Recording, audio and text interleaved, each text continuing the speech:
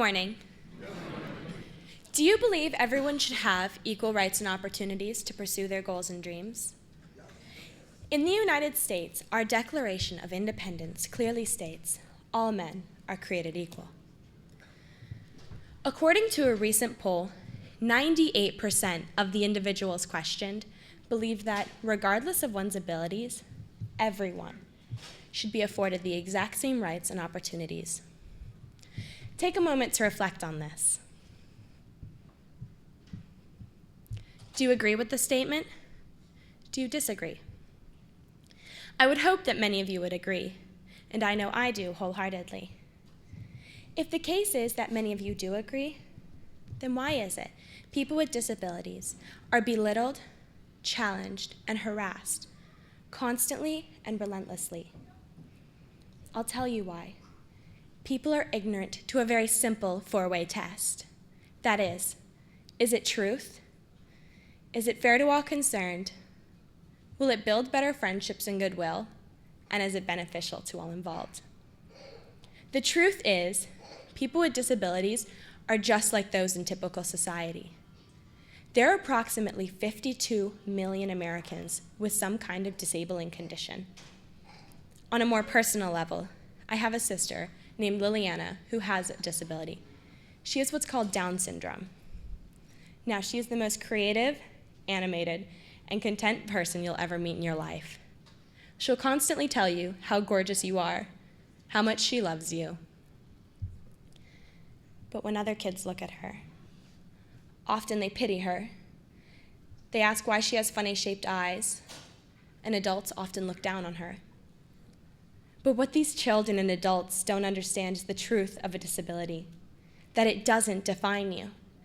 This is the truth. It's fair to all concerned when a person with disabilities doesn't have to feel differentiated in this society.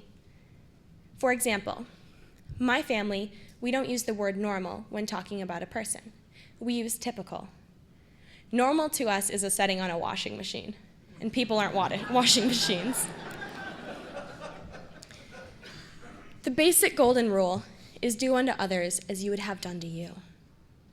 People with social anxieties are often ridiculed more for their behavior because their disability may not be as known on a physical scale.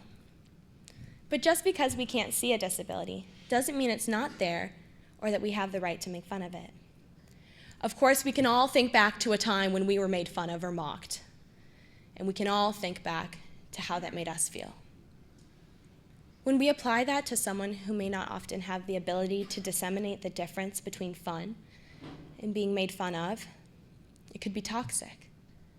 Now, this is not to say people with disabilities don't have the exact same capabilities as those in typical society. There are actresses with Down syndrome, singers with lupus, and presidents with depression. Abraham Lincoln had severe depression, and he's unquestionably one of the greatest presidents in our history.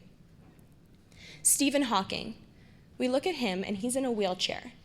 He speaks through a computer, and he's one of the smartest men in our time. No one looks at these men and immediately judges and assesses what they've done based upon their disability. We look and we praise the great, amazing things that they have been capable of doing. Treating others the way we want to be treated builds better friendships and goodwill to all people. As an inclusive society, we need to step out of our comfort zone. Understand life can't be lived there. It's preposterous for us to think like this. Changing out of our comfort zones may be difficult at first, but all in all, it's vital to succeed. Change is talked about a lot nowadays, but how does change affect the overall building of better friendships and goodwill? By changing those mindsets and foundations of negativity that our society holds to that of positivity. This is how we can change a society. Coming up alongside someone who is struggling, asking how their day was, or simply being a friend is beneficial to all involved. Having a sibling with a disability may be difficult at times, but it's made me the person I am today. I want to become an occupational therapist so I can help other children just like her become the best that we know that they can be. Seeing the struggles she's gone through has helped me realize that there's good and greatness in the world, because this is all she sees. Happy and excited to all, no judgment upon race or anything.